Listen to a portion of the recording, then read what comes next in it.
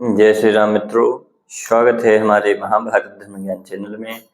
प्रिय दर्शकों, आज मैं आपको महाभारत के इस 39वें अध्याय की कथा सुनाऊंगा। आप लोग श्रवण करिए, चैनल को सब्सक्राइब करिए, वीडियो लाइक करिए, शेयर करिए, जिससे हमारे हर नए वीडियो की नोटिफिकेशन आप तक सबसे पहले पहुंच जाए।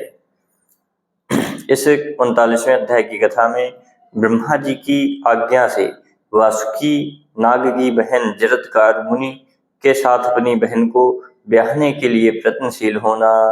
सौतिरुवाच एलापत्रवचः श्रुत्वा ते नागा द्विषत्तम् सर्वे प्रहष्टमनसः साधु साधित्तथा ब्रुवन् ततः प्रभृत्य तां कन्यां वासुकी परच्छद जरत्कारं ससारं वै परं हर्षमवापचा।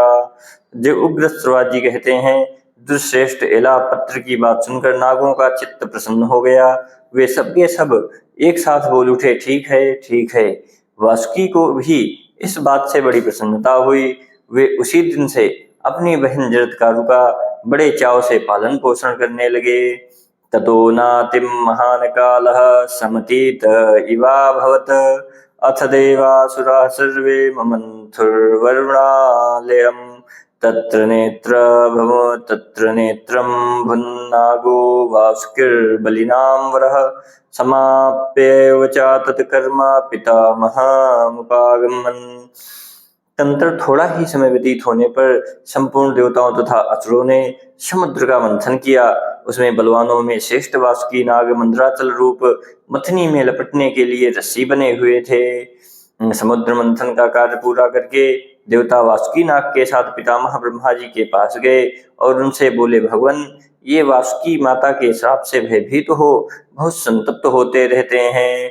देव अपने भाई बंधुओं का हित चाहने वाले इन नागराज के हृदय में माता का श्राप कांटा बनकर चुभा हुआ है और कसक पैदा करता है।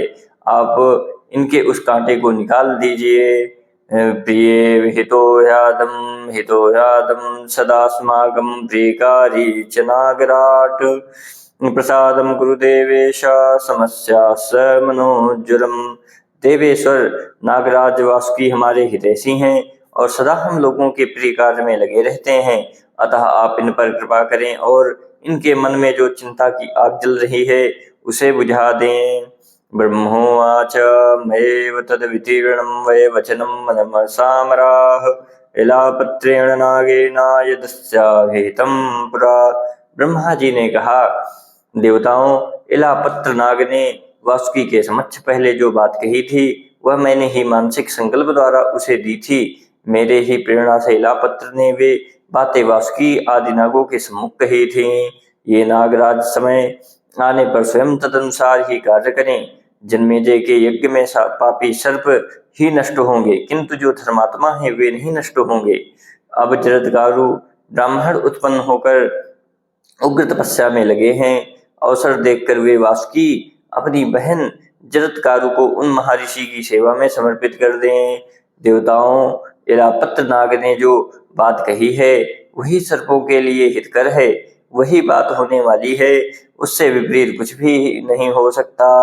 एतच्छ्रुत्वा तु नागेन्द्रः पितामहः वचस्तदा सन्दिष्टपन्नगान् सर्वान् वासुकिः शापमोहितः स्वसारमुद्दम्य तदा जरत्कारमृषिं प्रति सर्पान् बहून् जरत्कारो नित्ययुक्तान् समादधत्। उग्र श्रवाजी कहते हैं, ब्रह्मा जी की बात सुनकर साप से मोहित हुए नागराज वासुकी ने सब सर्पों को यह संदेश दिया कि मुझे अपनी बहन का विवाह जरत्कार मुनि के साथ करना है। फिर उन्होंने जरत्कार मुनि की खोज के लिए नित्य आज्ञा में रहने वाले बहुत से सर्पों को नियुक्त कर दिया। जरत्कारुर्यदा भार्यामिच्छेद वदितुं प्रभु शीघ्रमेत्त तदाख्येयं तन्न श्रेयो भविष्यति। और यह कहकर समर्थशाली जरत्कार मुनि जब पत्नी का वर्णन करना चाहें उस समय शीघ्र आकर यह बात मुझे सूचित करनी चाहिए, उसी से हम लोगों का कल्याण होगा। इति महाभारते आदिपर्वणि आस्तिकपर्वणि जरत्कारान्वेषणे 1940